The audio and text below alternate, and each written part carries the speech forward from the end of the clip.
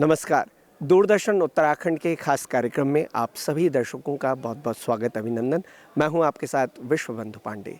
देवभूमि उत्तराखंड की धरती पर जन्मे, क्रांतिकारी विचारों से ओतप्रोत जाने माने साहित्यकार व राजनेता स्वर्गीय विद्यासागर नौटियाल की स्मृति में साहित्यकारों और उत्कृष्ट समाज सेवियों को पुरस्कार प्रदान किए जाते हैं।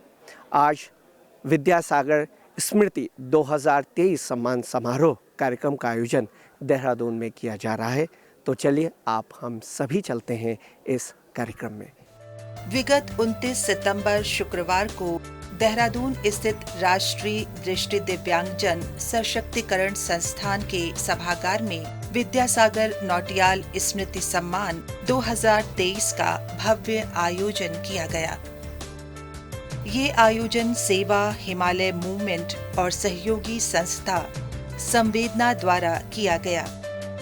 वर्ष 2023 का विद्यासागर नौटियाल स्मृति सम्मान हिंदी के यशस्वी कथाकार डॉक्टर शोभाराम शर्मा को साहित्य व श्री अनिल स्वामी को सामाजिक क्षेत्र में प्रदान किया गया।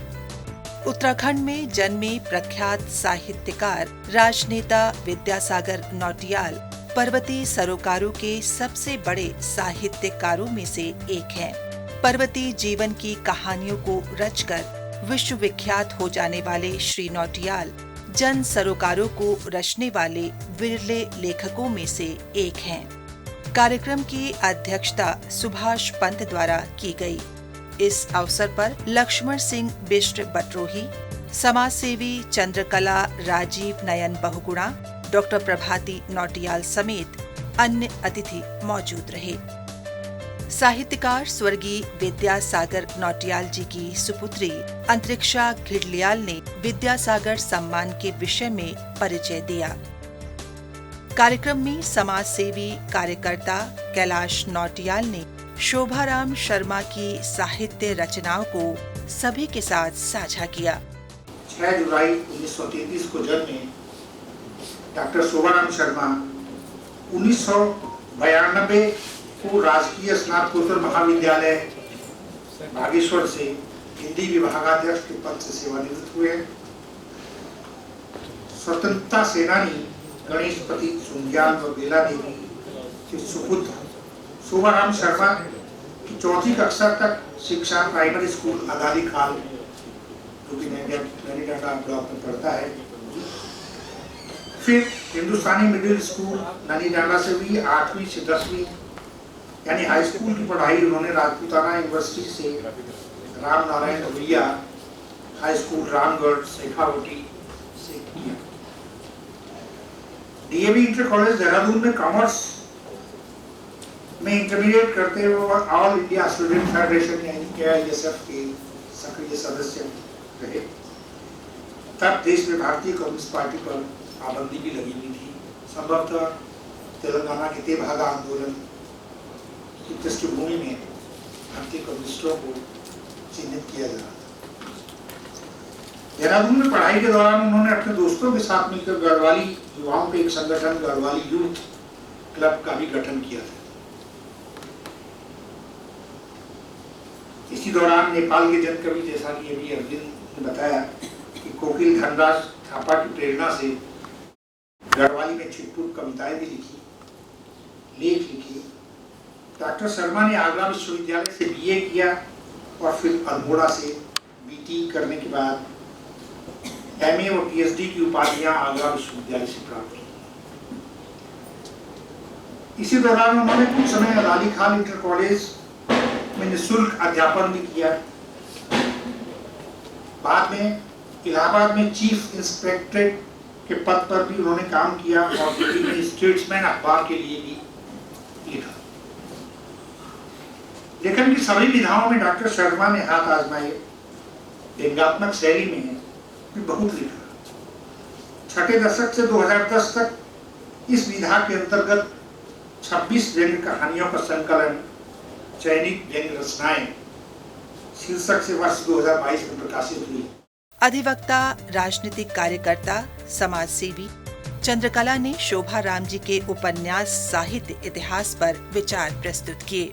तमाम जीवन यानी कि उनके इतिहास, भूगोल, वर्तमान और उसमें कैसे कि राज्य का जो चरित्र होता है कि एक इतनी कम जाति का एक विधायक बनाकर सिर्फ एक टोकन उस पर कर देते हैं, लेकिन उस समाज की जो आज भी व्यथा है वो ऐसी ही है।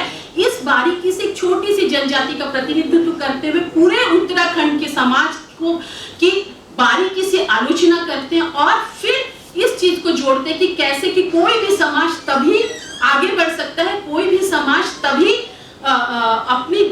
अपने समाज को आगे बढ़ाकर उसको क्रांतिकारी स्वरूप दे सकता है। उसको नेपाल के आंदोलन से जोड़ते हुए जितनी बेबाकी से लिखा, मैं अभी तक जितना मैं पढ़ती हूँ उस तरह से मैं विद्यासागर लौटियल जी के बाद शोभाराम शर्मा जी के ही लेखन को मैंने महसूस किया है।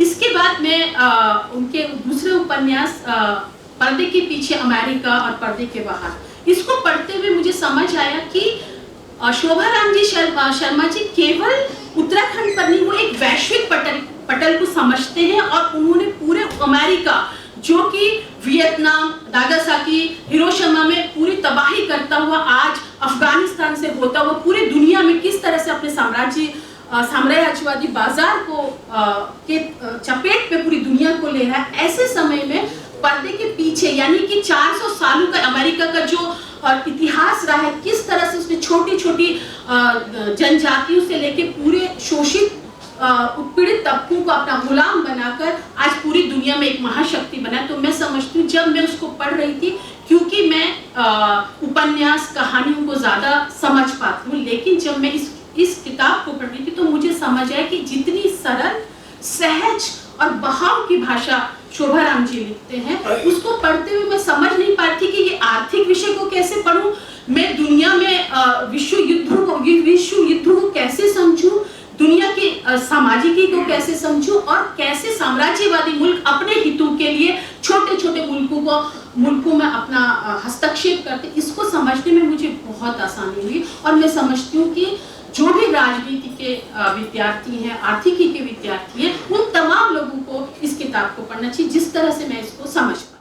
कार्यक्रम में मुख्य वक्ता लक्ष्मण सिंह बिष्ट बटरोही द्वारा अपने विचार प्रस्तुत किए गए। जितने प्रभावशाली ढंग से शोभाराम शर्मा ने अपने कृतियों में पकड़ा है, अपने वो इतिहास की पुस्तकें हो या चाहे वो उनका भाषा पर किया गया काम हो, उनका शोध प्रबंध हो, रचनाकार जो है वो दो चीजों के बीच पुल का काम करता है। एक तो वो अपने समय को परिभाषित करता है, केवल समय को परिभाषित करने से भी लेखक नहीं हो सकता। दूसरा, जिस विधा को अपना रहा है उस विधा को में वो कितना अपने आप को व्यक्त कर पाता है। मल्ल भूमि का खचिया देवता कल्विष्ट नाम से एक आप लोगों ने हो सकता है वो किसी ने पढ़ी होगा।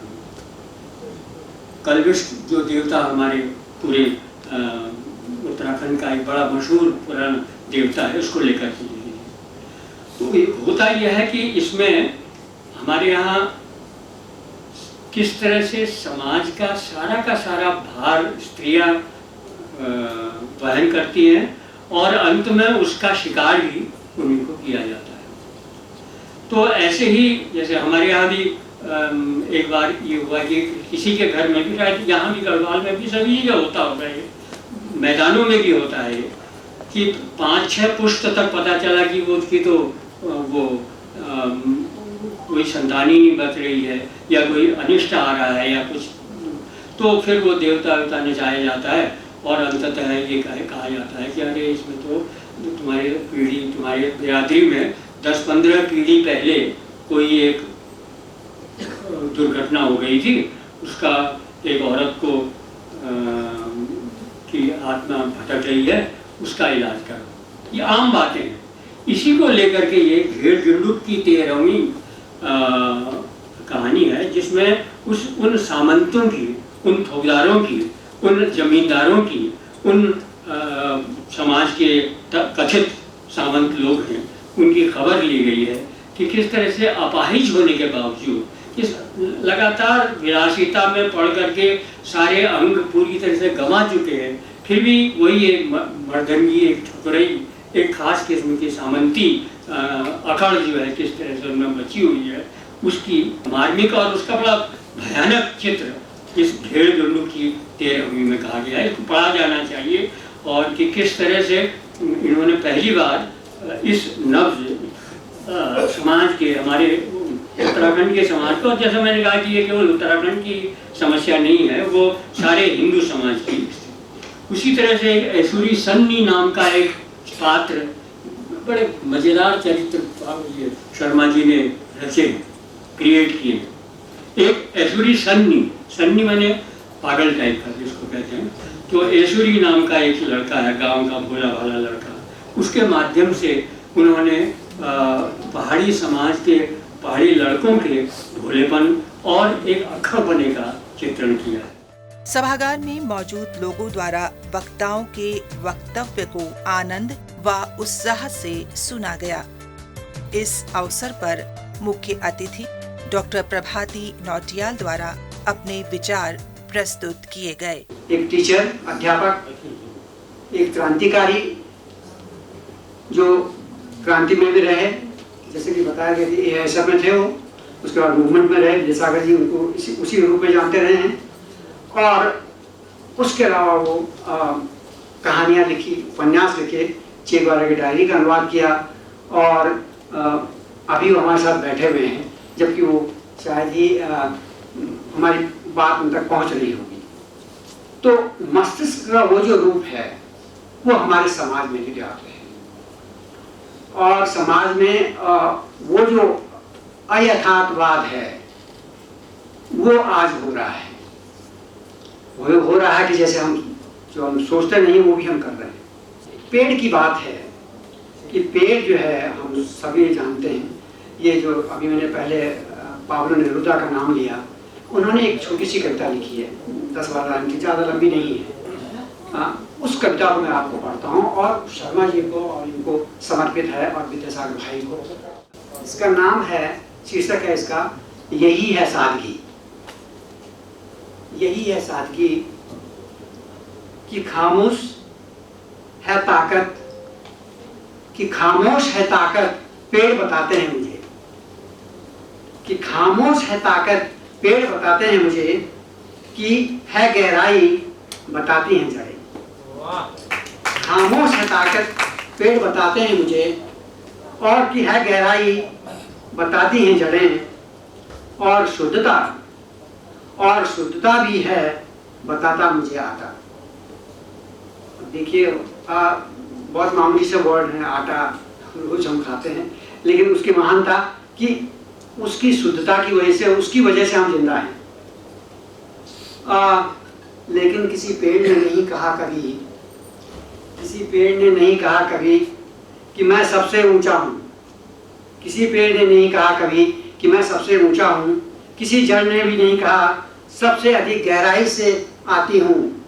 किसी जड़ ने नहीं कहा कभी कि सबसे अधिक गहराई से आती हूँ।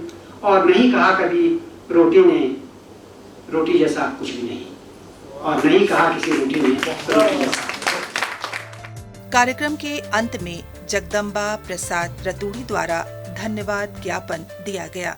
ऐसे मौके बहुत कम आते हैं और मैं सर्वप्रथम बधाई तो दे चुका हूँ आयोजकों को। कई मित्र जहाँ पर जो लंबे समय से भेंट हुई यहाँ पर दिखाई दिए, उनके प्रति मैं आभार व्यक्त करता हूँ। तो इन शब्दों के साथ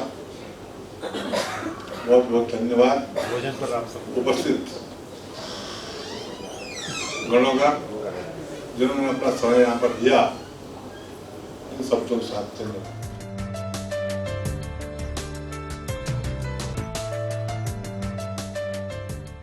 मैंने अनिल स्वामी को समाज के ग्रास रूट स्तर पर कई वर्षों से सक्रियता से काम करते हुए देखा है। गरीबों की सेवा करते हुए, बीमारों की सेवा करते हुए, सामाजिक संघर्ष करते हुए, सामाजिक आंदोलन करते हुए, और उन्होंने एक उस समाज में उनका प्रभाव है। तो मैं समझता हूँ कि विद्यासागर नौटियाल स्मृति जो सम्मान समारोह तीसरे वर्ष का सामाजिक कार्यों के लिए उन्हें जो दिया गया है वो बिल्कुल उपयुक्त व्यक्ति हैं। उन पर बहुत लंबा बोला जा सकता है, तो ये वो है। और जो शोभाराम शर्मा जी हैं वो एक आंचलिक लेखक भी रहे हैं, गढ़वाली में भी उन्होंने लिखा है और वो भी चेतनाशील हैं।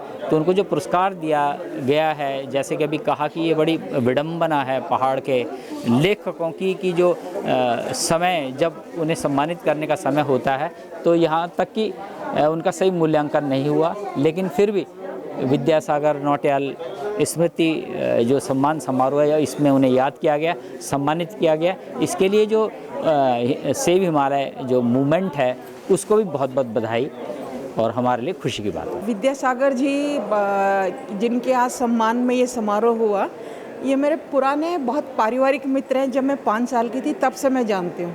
तो वो सारी दुनिया के लिए एक बहुत बड़े राजनेता रहे, वो बहुत बड़े लेखक हैं, साहित्यकार हैं, चिंतक हैं।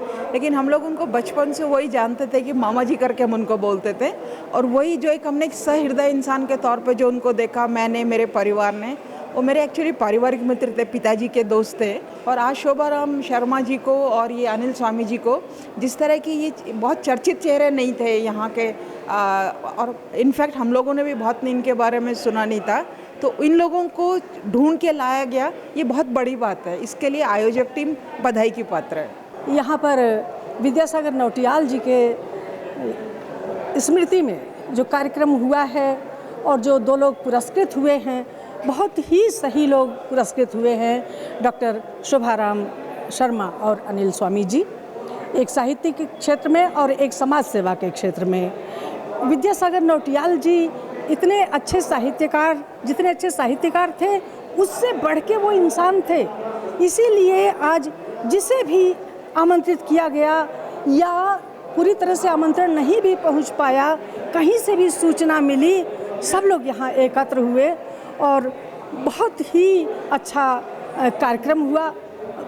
चयन समिति ने बहुत अच्छे लोगों का चुनाव किया और इस तरह से साहित्यकारों को प्रेरणा भी मिलती है यदि उन्हें याद किया जाए। आज मैं देहरादून में जो है विद्यासागर नौटियाल जी के उसमें मुझे सम्मानित किया गया।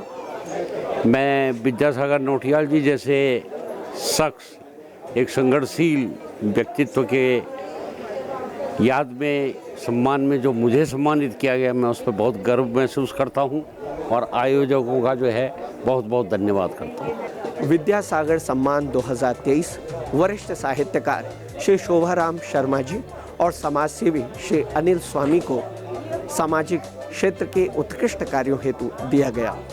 इस तरह के कार्यक्रमों के द्वारा हम अपने साहित्यकारों को याद करते हैं, उन्हें सच्ची श्रद्धांजलि देते हैं जिन्होंने समाज को एक नई दिशा प्रदान की।